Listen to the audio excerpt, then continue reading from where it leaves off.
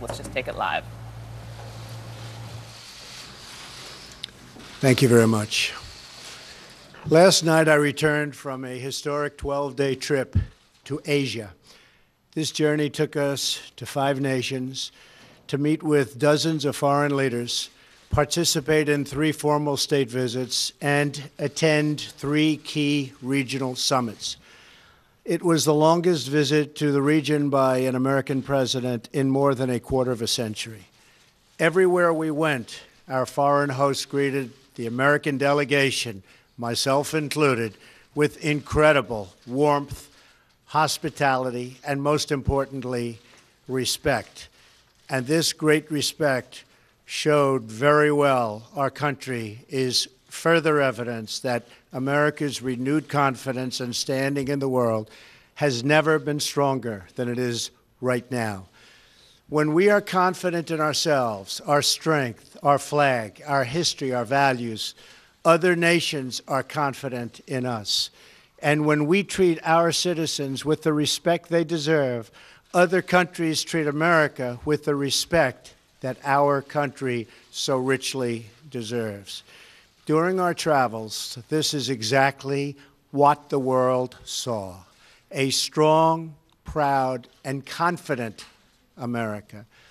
Today, I want to update the American people on the tremendous success of this trip and the progress we've made to advance American security and prosperity throughout the year.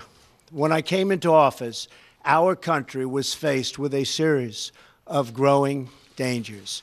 These threats included rogue regimes pursuing deadly weapons, foreign powers challenging America's influence, the spread of the murderous terror group ISIS, and years of unfair trade practices that had dangerously depleted our manufacturing base and wiped out millions and millions of middle-class jobs. The challenges were inherited, and these products really showed what previous mistakes were made over many years and even decades by other administrations. Some of these mistakes were born of indifference and neglect, others from naive thinking and misguided judgment. In some cases, the negative influence of partisan politics and special interests was to blame. But the one common thread behind all of these problems was a failure to protect and promote the interests of the American people and American workers. Upon my inauguration, I pledged that we would rebuild America, restore its economic strength, and defend its national security. With this goal in mind, I vowed that we would reaffirm old alliances and form new friendships in pursuit of shared goals. Above all, I swore that in every decision, with every action, I would put the best interests of the American people first. Over the past 10 months, traveling across the globe and meeting with world leaders, that is exactly what I have done. Earlier this year in Saudi Arabia, I spoke to the leaders of more than 50 Arab and Muslim nations about our strategy to defeat terrorists by stripping them of financing, territory, and ideological support. And I urge the leaders to drive out the terrorists and extremists from their societies. Since that time, we have dealt ISIS one crushing defeat after another. In Israel, I reaffirmed the unbreakable bond between America and the Jewish state, and I met with leaders of the Palestinian Authority and initiated an effort to facilitate lasting peace between the Israelis and the Palestinians. In Brussels, I urged our NATO allies to do more to strengthen our crucial alliance and set the stage for significant increases in member contributions. Billions and billions of dollars are pouring in because of that initiative. NATO, believe me, is very happy with Donald Trump and what I did. In Warsaw, I declared to the world America's resolve to preserve and protect Western civilization and the values we hold so dear.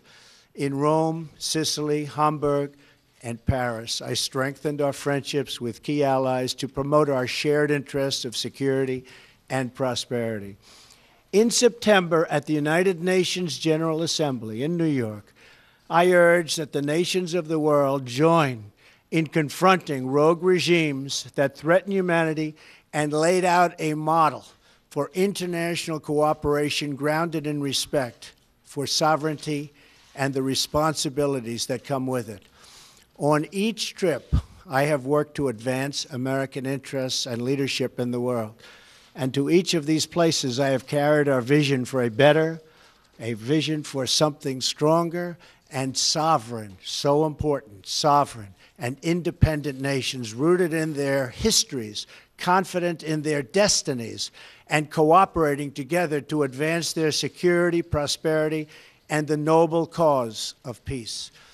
It was this same vision that I carried to Asia 2 weeks ago. And it was this same commitment to you, the American people, that was always at the forefront of my mind and my thinking. Our trip was defined by 3 core goals. First, to unite the world against the nuclear menace posed by the North Korean regime, a threat that has increased steadily through many administrations and now requires urgent action. Second, to strengthen America's alliances and economic partnerships in a free and open Indo-Pacific, made up of thriving independent nations respectful of other countries and their own citizens, and safe from foreign domination and economic servitude. And third, to finally, after many years, insist on fair and reciprocal trade. Fair and reciprocal trade. So important. These 2 words, fairness and reciprocity, are an open invitation to every country that seeks to do business with the United States. And they are a firm warning to every country that cheats, breaks the rules, and engages in economic aggression like they've been doing in the past, especially in the recent past. That is why we have almost an $800 billion a year trade deficit with other nations. Unacceptable. We are going to start whittling that down, and as fast as possible. With these goals, it was my profound honor to travel on this journey as your representative. I explained to all of the world leaders and across Asia how well the United States is doing. Economic growth has been over 3% the last 2 quarters and is going higher. Unemployment is at its lowest level in 17 years. The stock market has gained trillions of dollars in value since my election and has reached record highs. We are massively increasing our military budget to historic levels. The House has just passed a nearly $700 billion defense package, and it could not come at a better time for our nation. Once again, our country is optimistic about the future, confident in our values, and proud of our history and a role in the world. I want to thank every citizen of this country for the part you have played in making this great American comeback possible. In Asia, our message was clear and well received. America is here to compete, to do business, and to defend our values and our security. We began our trip in Hawaii to pay our respects to brave American service members at Pearl Harbor and the United States Pacific Command, the guardian of our security and freedom across the Indo-Pacific region. As our country prepared to observe Veterans Day, we remembered the incredible sacrifices and courage of all of the veterans whose service has preserved our liberty and a way of life that is very special. We also thanked military families for their support for our brave servicemen and women. From Hawaii, we traveled to Japan, a crucial U.S. ally and partner in the region. Upon landing in Japan, my first act was to thank the American service members and Japanese self-defense forces, who personify the strength of our enduring alliance. Prime Minister Abe and I agreed on our absolute determination to remain united to achieve the goal of denuclearized North Korea. Shortly following our visit, Japan announced additional sanctions on 35 North Korean entities and individuals. Japan also committed to shouldering more of the burden of our common defense by reimbursing costs borne by American taxpayers, as well as by making deep investments in Japan's own military. This will include purchases of U.S. advanced capabilities, from jet fighters to missile defense, systems worth many, many billions of dollars, and jobs for the American worker. Prime Minister and I also discussed ways we can deepen our trade relationship based on the core principles of fairness and reciprocity. I am pleased that since January of this year, Japanese companies have announced investments in the United States worth more than $8 billion, 17,000 jobs. Thank you. Oh, they don't have water. That's okay. What? Oh, it's okay. Oh.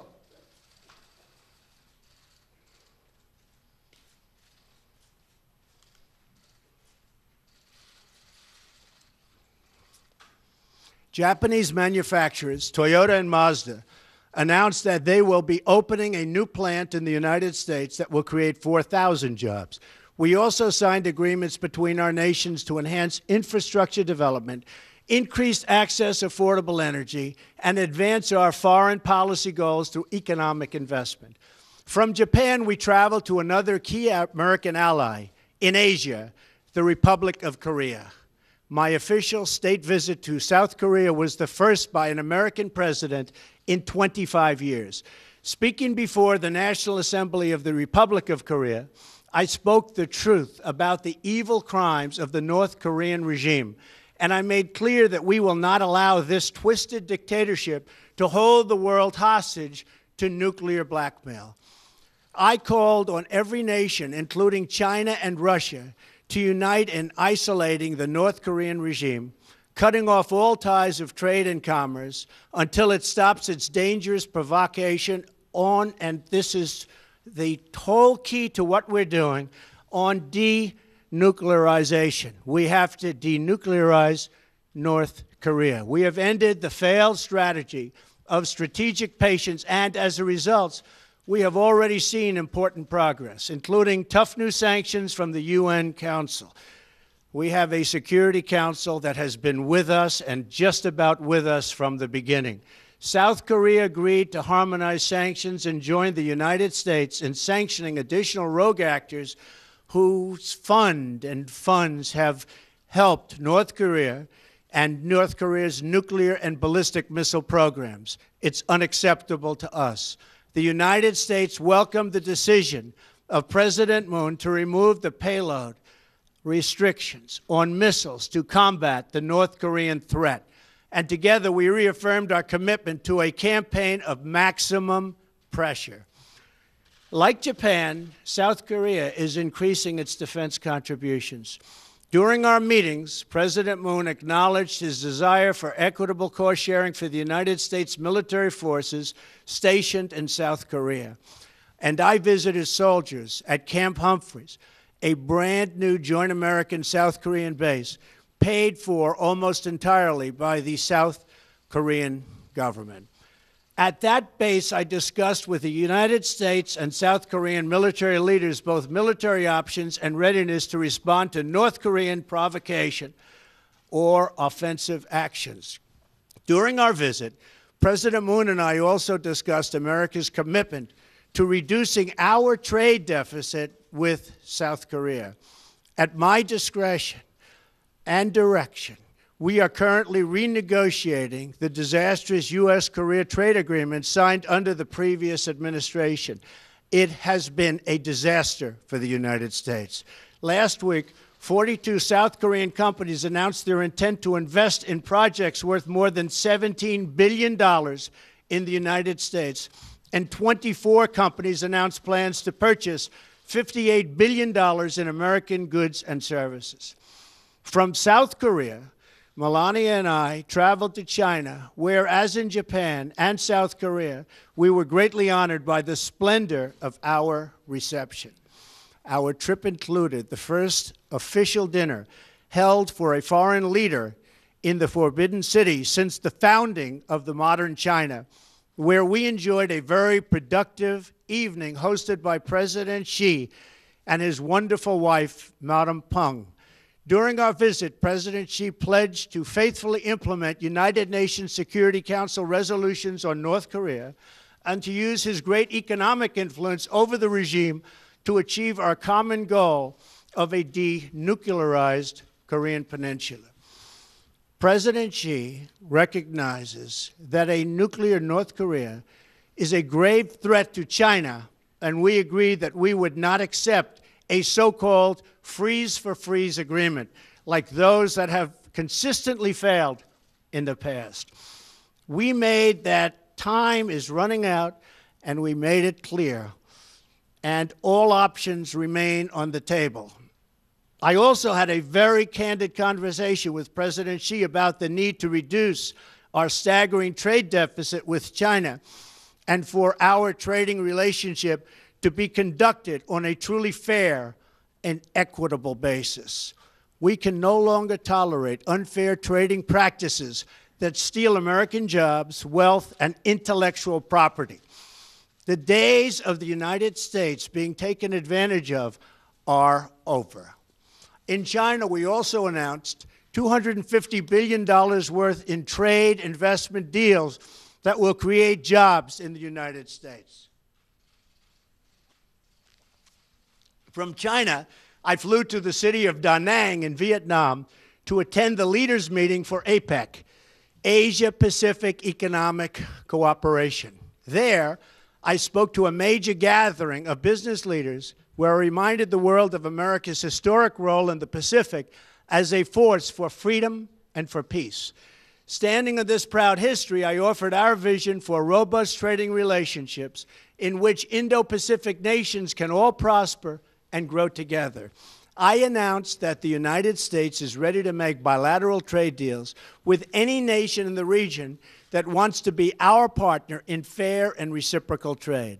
We will never again turn a blind eye to trading abuses, to cheating, economic aggression, or anything else from countries that profess a belief in open trade but do not follow the rules or live by its principles themselves. No international trading organization can function if members are allowed to exploit the openness of others for unfair economic gain. Trade abuses harm the United States and its workers, but no more. No more. We will take every trade action necessary to achieve the fair and reciprocal treatment that the United States has offered to the rest of the world for decades. My message has resonated.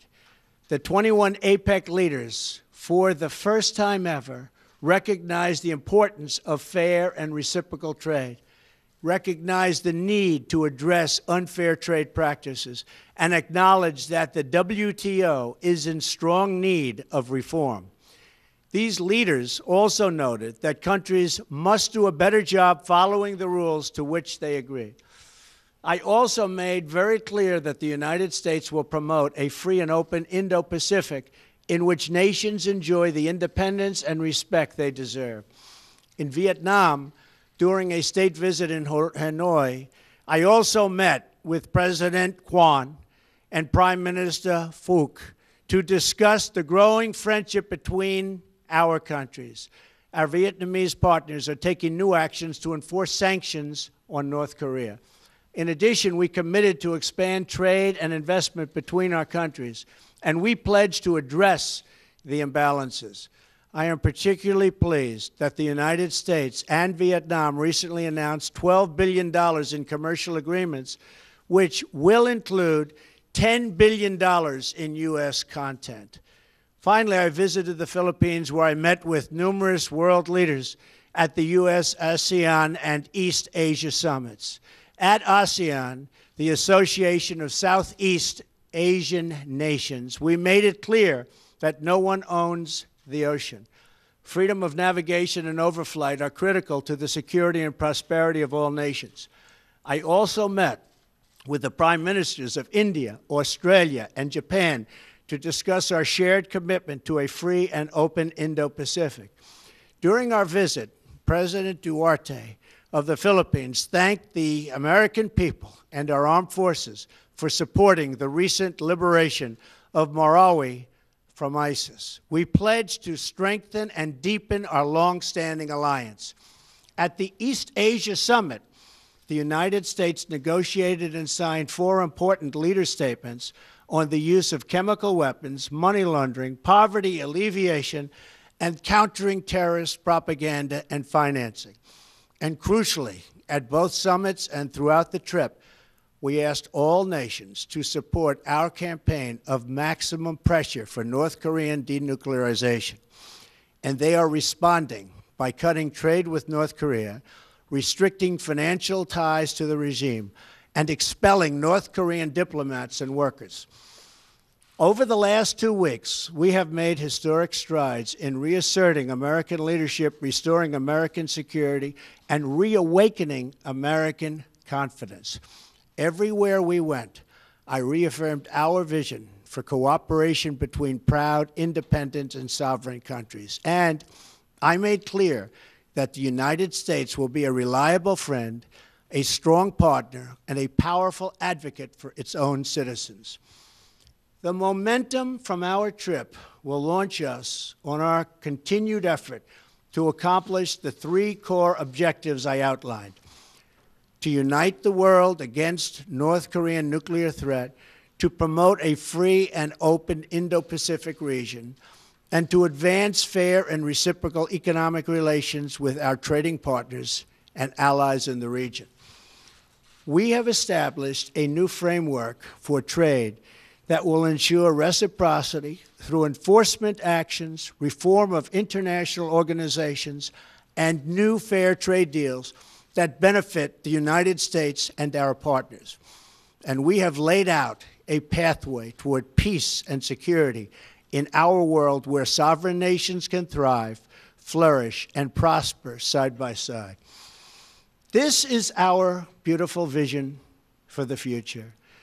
This is a future where this vision, this dream, is only possible if America is strong, proud, and free. As long as we are true to ourselves, faithful to our founding, and loyal to our citizens, then there is no task too great, no dream too large, no goal beyond our reach. My fellow citizens, America is back, and the future has never looked brighter. Thank you, God bless you, and God bless the United States of America. Thank you very much. Thank you. Thank you all. Should Roy Moore resign, Mr. President? Do you believe his accusers? Do you believe the accusers of Roy Moore, Mr. President? Should he resign? Welcome to The Lead. I'm Jake Tapper. That was President Trump in the White House diplomatic reception room. He's touting the respect that he says he received from foreign leaders on his nearly 2-week-long 5-nation Asia trip, saying the world saw during that trip, quote, a strong, proud, and confident America.